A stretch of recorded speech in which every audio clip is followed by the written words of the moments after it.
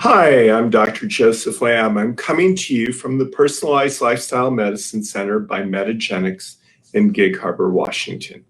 Today is a Monday, and we are continuing on with our cardiovascular health series.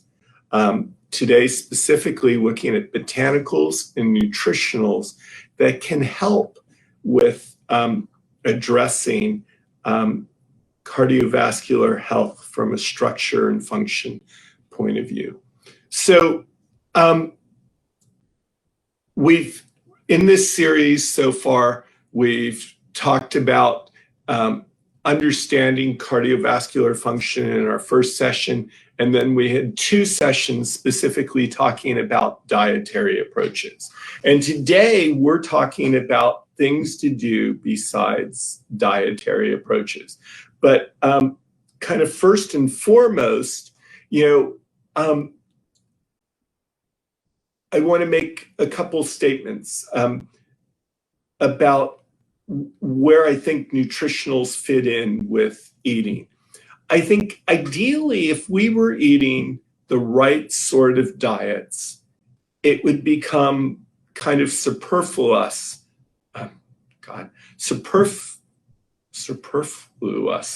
for us to eat or need to take a multivitamin, for example. But it's fairly clear that most of us don't get our nutritional needs met through our diets. The standard American diet has too much in the way of refined carbohydrates. It has probably too much in the way of grains. It has too much in terms of bad fats.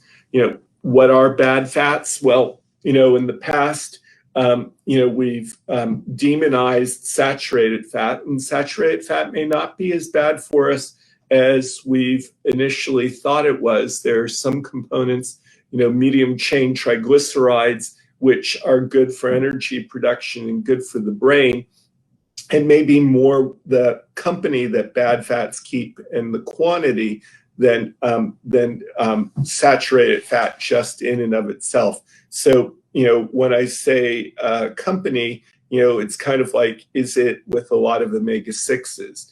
Is there a component of polyunsaturated fat? Are there some monounsaturated fats present? What sort of a picture? But clearly, saturated fat in excess, not our friend. Trans fats, not our friend.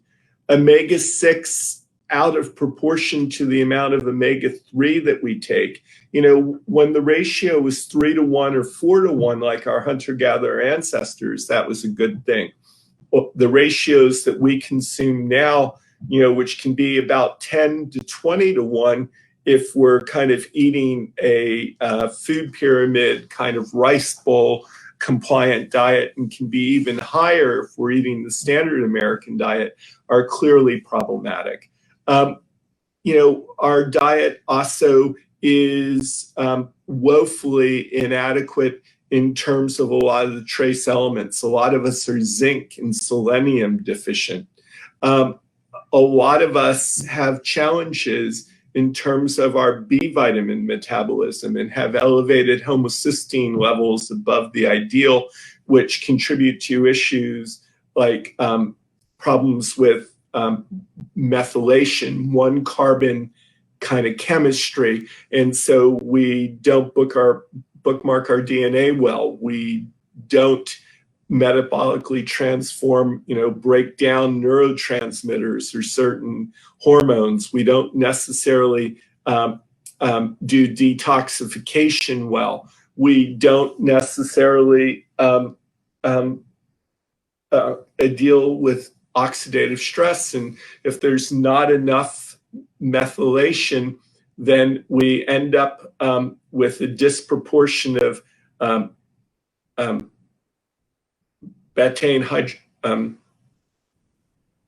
tetrahydrobiopterin, and when we end up with an imbalance in terms of tetrahydrobiopterin as opposed to dihydrobiopterin, and this is a methylation step, if there's not enough BH4, then what we end up with is, instead of converting arginine to nitric oxide, we convert arginine to peroxynitrite, which is a very potent oxidant, and create a lot of oxidative stress, and we end up with endothelial dysfunction. So some of us have genetic polymorphisms which preclude us easily using kind of the base form of folate, which is called folic acid. And instead, we do better when we get the kind of activated form of folic acid called 5-methyl, or some people call it the natural form. So it's the 5-methyl tetrahydrofolate. And that's what we're where we do our best. So, as we look at this, there are nutritional needs. Diet doesn't meet alone. But, a lot of people would say that, from the perspective of the multivitamin, there are a lot of pundits and a lot of people who purport to be experts who say, well, my patients don't need a multivitamin. They eat healthy diets. But, I think very few of us eat truly healthy diets all the time. And we did work at the Personalized Lifestyle Medicine Center back in the day when it was the Functional Medicine Research Center, and demonstrated the benefit of phytomulti, one of the Metagenics multiple vitamins, simply in reducing oxidative stress, in supplementing folic acid levels, in supplementing carotene levels, in reducing the amount of oxidized LDL. And we talked about that. The kind of chemically modified small dense LDL particle, which is so crucial in terms of its role where lipids interface with inflammation, and inflammation can be driven by oxidative stress, with that whole process of development of atherosclerosis. So a good quality multiple vitamin becomes kind of an easy entry point. Additionally, as we think about things, broadly, omega-3 fatty acids, to supplement. And for people worried about their heart health, 1 to 2 grams for people just worried about their heart health, 1 to 2 grams of EPA, DHA a day. They're the important omega-3s, the ones that have been shown to have cardioprotective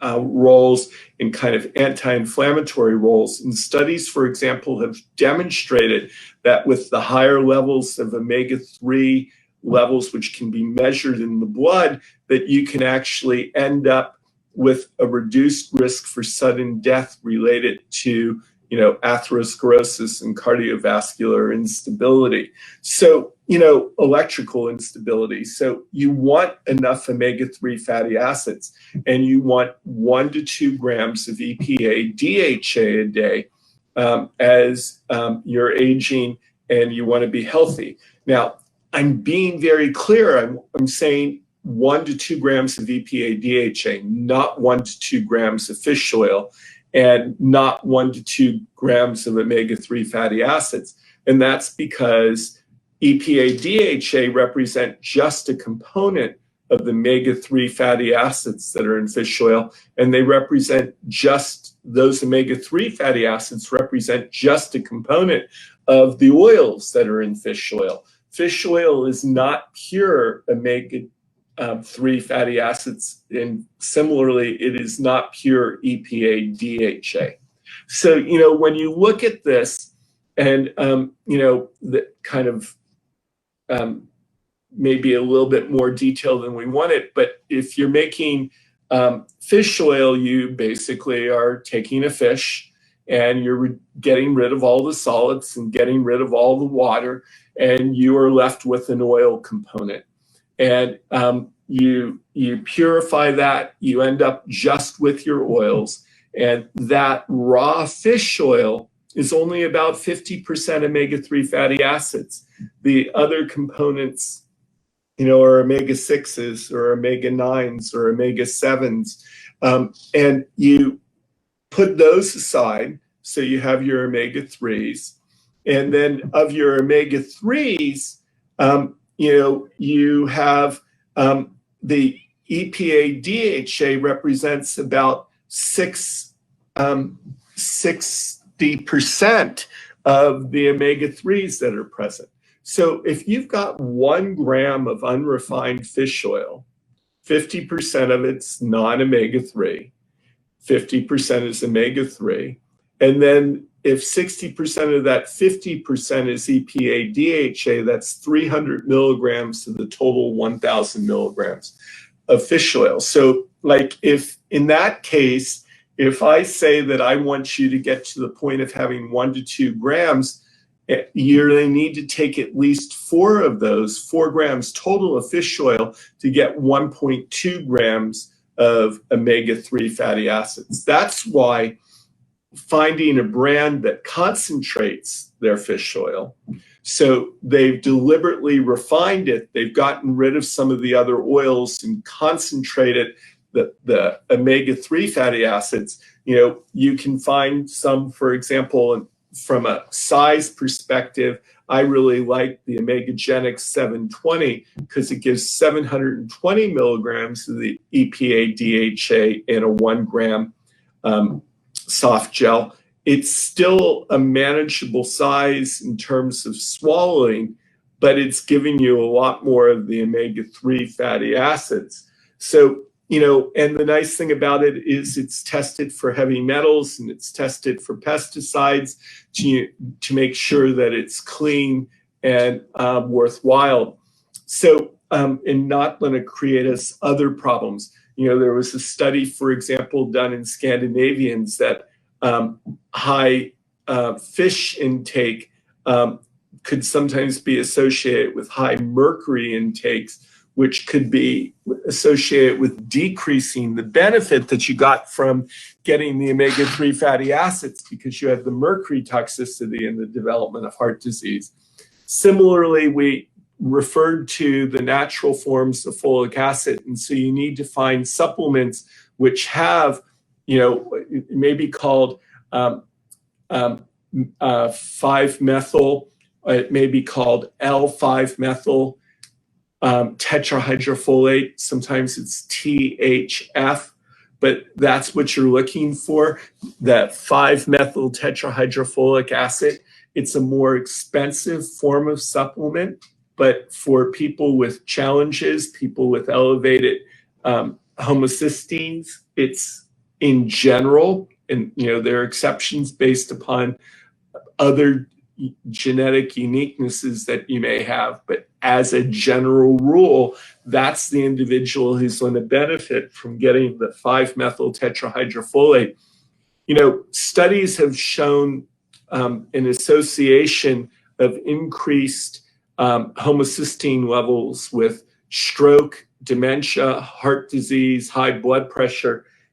Unfortunately, studies really haven't shown a benefit with treatment, but you wonder if part of that isn't related to the fact that, the levels for inclusion in these studies were done in the day when, we considered abnormal 14 and higher.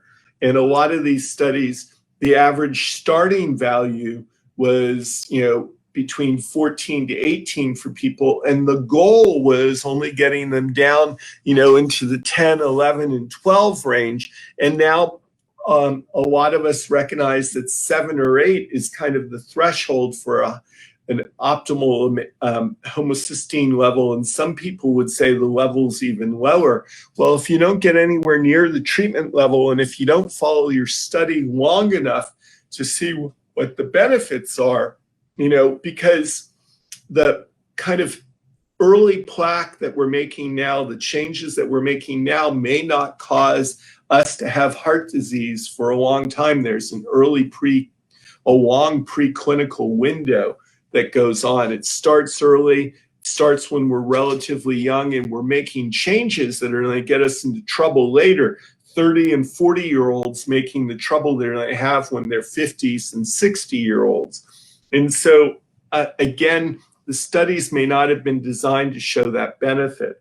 And then, anti-inflammatory components, we know high HSCRP, so removing stimuli that are inflammatory, reducing oxidative stress, addressing diabetes, addressing control of blood sugar.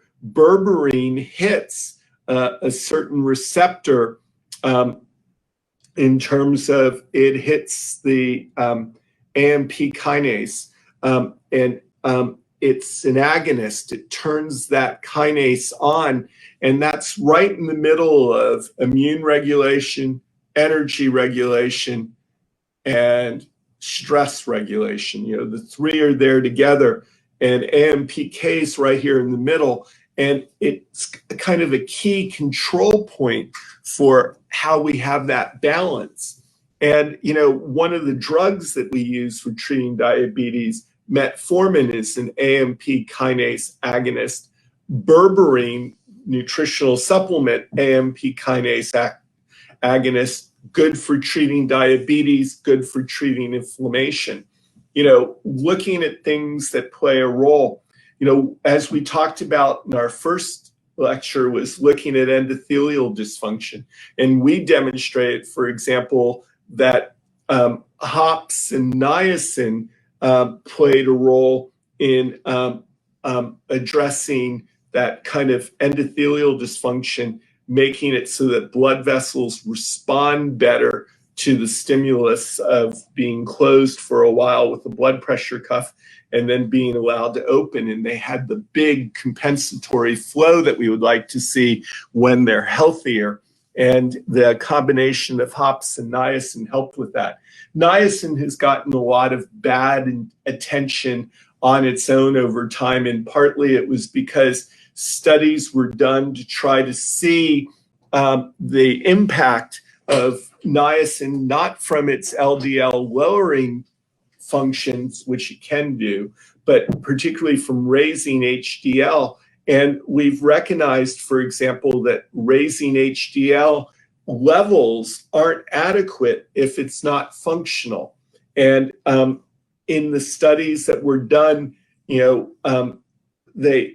AIM High study enrolled people who were on niacin, enrolled people who were on statins who had relatively well-controlled LDLs, and they wanted to make their HDLs go up, so they gave them niacin, and if their LDL came down more, they backed off on their statin dose, and so they were giving them less anti-inflammatories. And it wasn't clear that necessarily there was a benefit.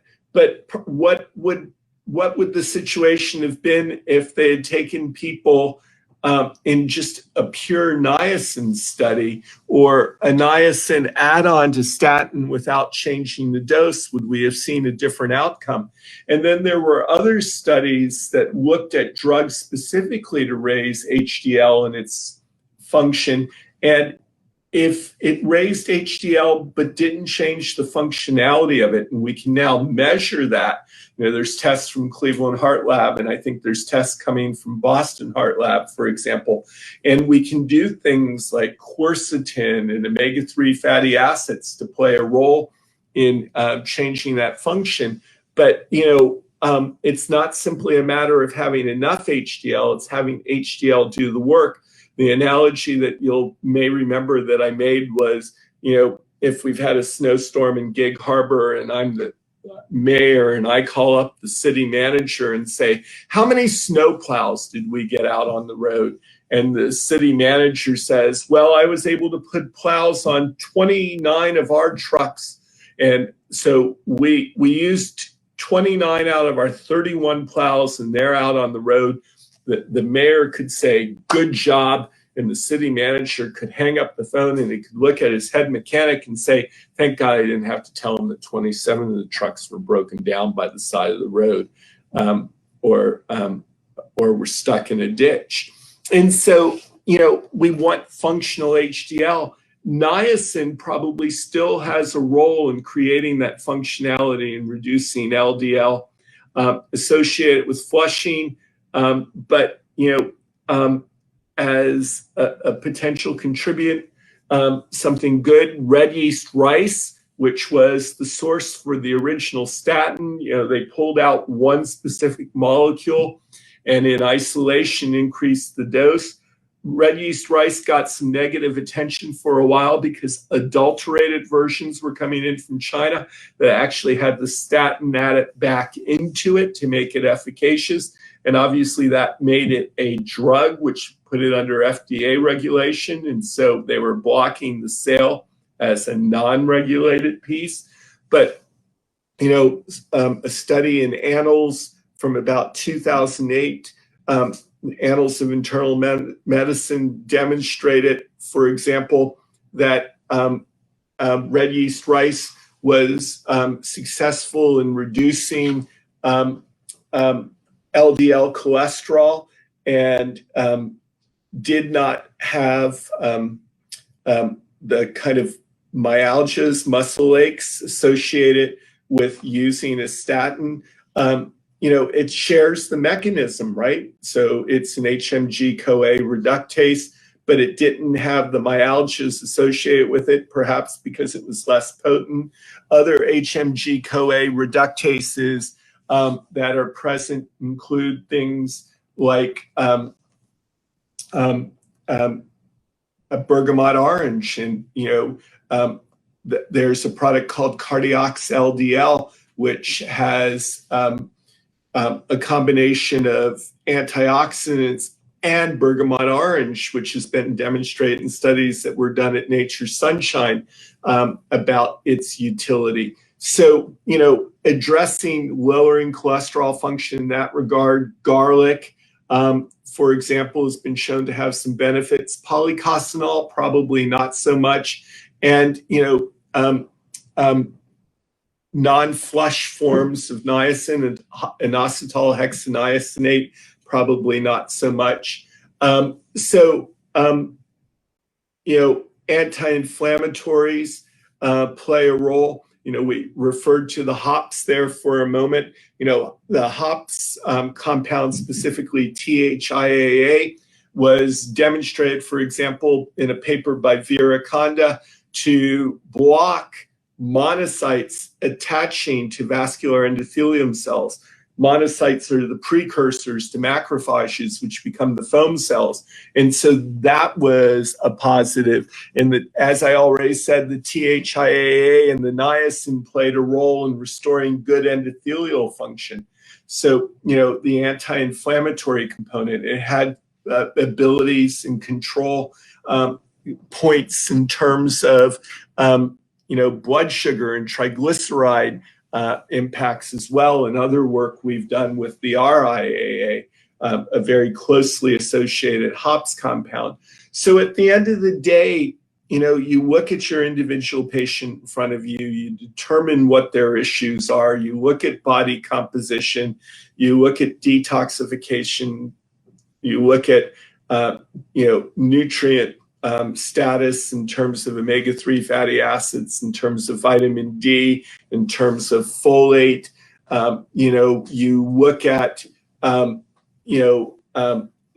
history, you look at lab work, how high is the HSCRP, is the hemoglobin A1C elevated, is the HOMA-IR elevated, is there a high waist circumference, so a high waist to hip ratio, what does body composition look like, if, classically, for years, we've looked at women with really high total cholesterols, but a high HDL, and excused a high LDL cholesterol. And we know now that we're probably missing some risk there.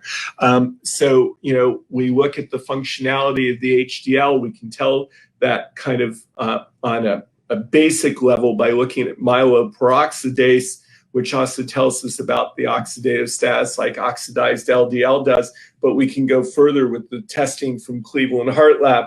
We can look at measures of endothelial dysfunction by looking at peripheral artery tone. We can even get some idea about what's going on with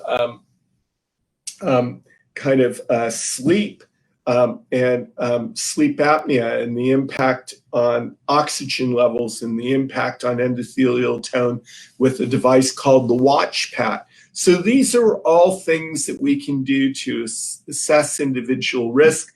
Then we pick out the program that works, the best diet, the best supplementation, the best botanicals, the best nutritionals to make a difference. We look at exercise, we look at cognitive behavioral practices, and we try to come up with a way of making all of these issues addressed a little bit better. Thanks for hanging out with me today for this discussion. We will be back next week for our fifth lecture, which will be about mindful eating and daily strategies for nutritional success. We'll be back at 4 o'clock this afternoon, Michael Stone and I, for our Monday afternoon lunch and learns. And we will I guess this week is the third Thursday of the month, so I think I have a lunch and learn. So looking forward to seeing you again and looking forward to seeing you here. Clinic telephone number is 253-853-7233, and you can find more details at josephlamb.md.com. Thanks a lot. Bye-bye.